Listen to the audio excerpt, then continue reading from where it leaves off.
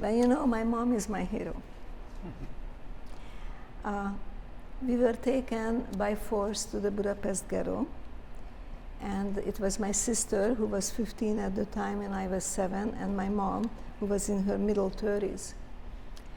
And one night, while we were in the ghetto, they woke us up and they selected the still able-bodied people.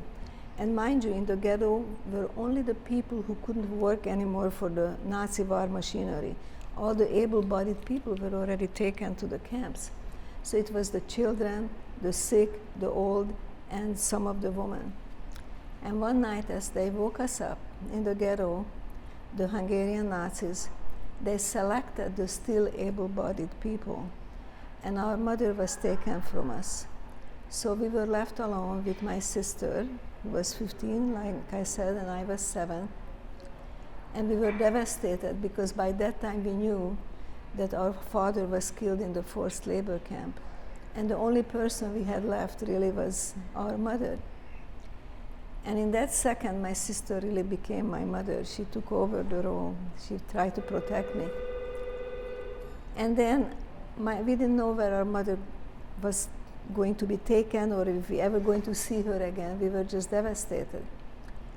As we find out later, she was taken down to the train station where they collected 3,000 to 4,000 people at a time.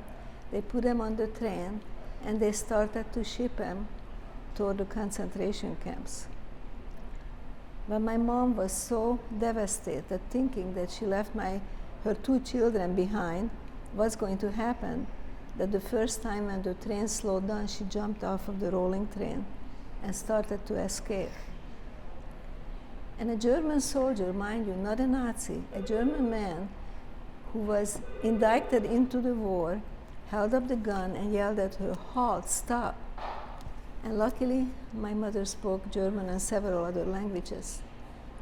And she got on her knees and grabbed the boots of this man and said, "Please let me go. My husband already been killed. If I don't get back to them, my children will never survive." And it shows you that there is always some feeling man. And this man was a feeling man. And he said to my mother, "If I openly help you, I could get killed myself, and I have a wife and 3 children waiting for me in Germany. But I will try to give you a chance. I will turn around, and if you can run, run." And he did. He turned around. My mom ran into the nearby woods, and she was walking on foot back to Budapest, walking at night and sort of hiding during the day in the woods.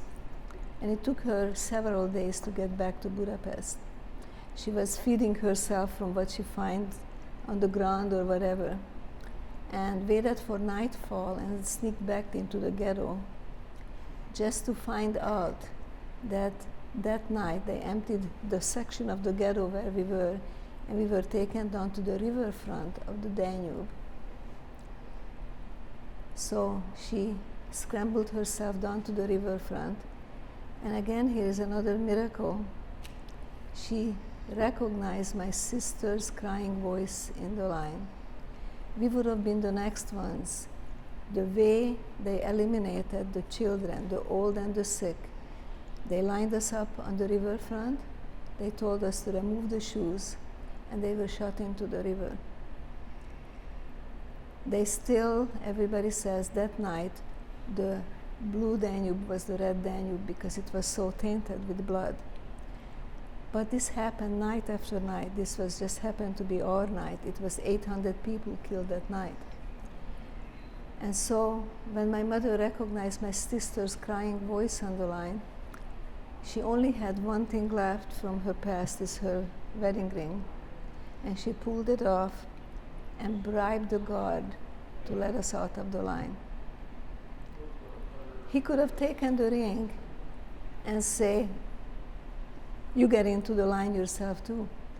But for some reason, this miracle happened, and we were taken back to the ghetto.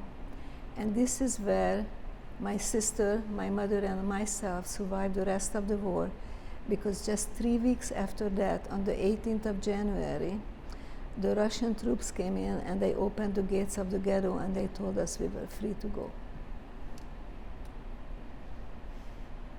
That's how we survived. So to this day, you can see why I'm so grateful. And I'm also very grateful for the Marquise community and also the Wish of a Lifetime and the Vital Life Foundation to make this possible for us to travel with the veterans. And maybe this will help us to make a little closure. And we want to thank them over and over again for their bravery.